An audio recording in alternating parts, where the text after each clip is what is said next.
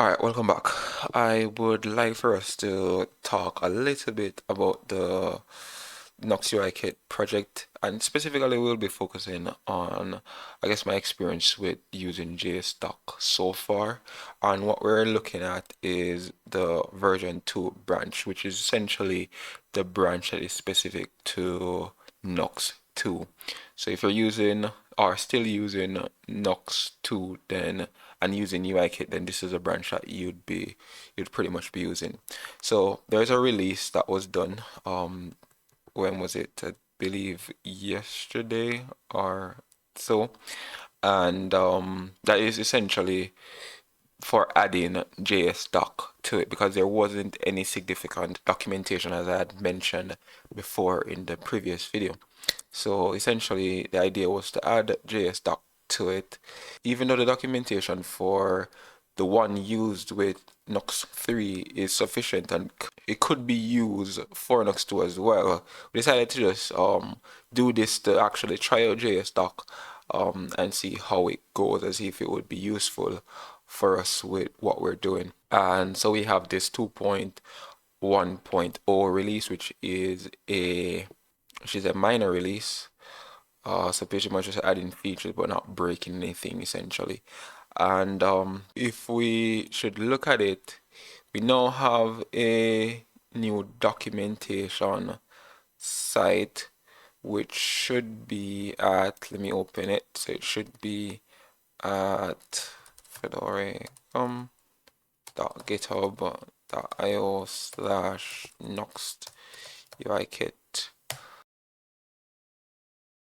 So this documentation site now was generated with JsDoc, which is pretty awesome. So it was pretty much auto-generated. So we don't have really much though.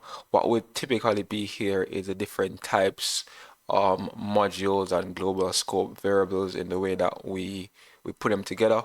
And this is just essentially importing the documentation, the README file. So pretty much that's all we're seeing because there wasn't really much there. So the repository itself is actually quite small, and as such, that's why we didn't have really much typings going on.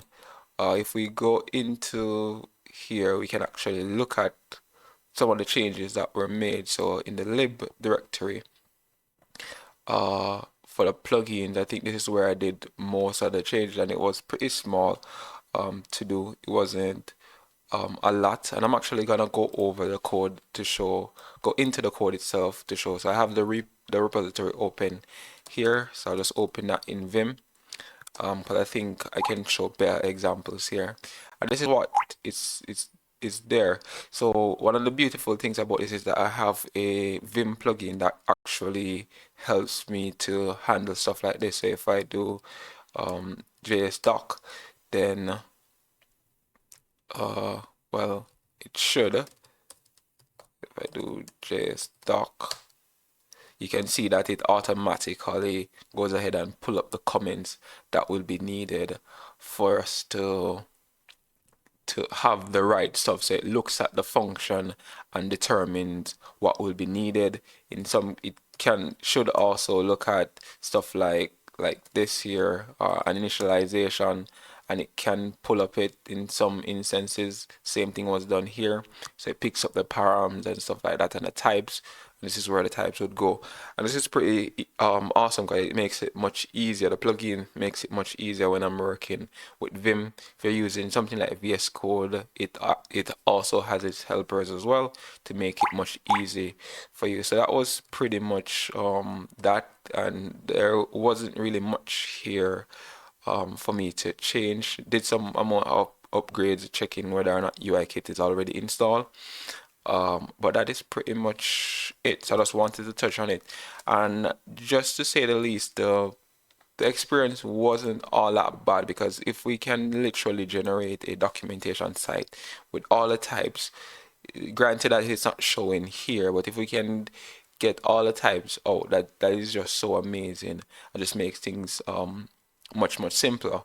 So the idea is that I want to continue with Nuxt, this project here, for Nuxt 2, and possibly try to get it compatible with Nuxt Bridge, and maybe continuing on, because I actually want to continue with JavaScript just alone, as opposed to TypeScript. And what I don't want to do is to actually go ahead and change this repository here and change out all the TypeScript that we already have um, located in this one.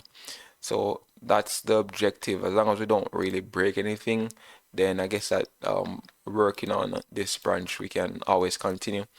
And at the end of the day, we can always remember that we have different releases that can always be ported back to.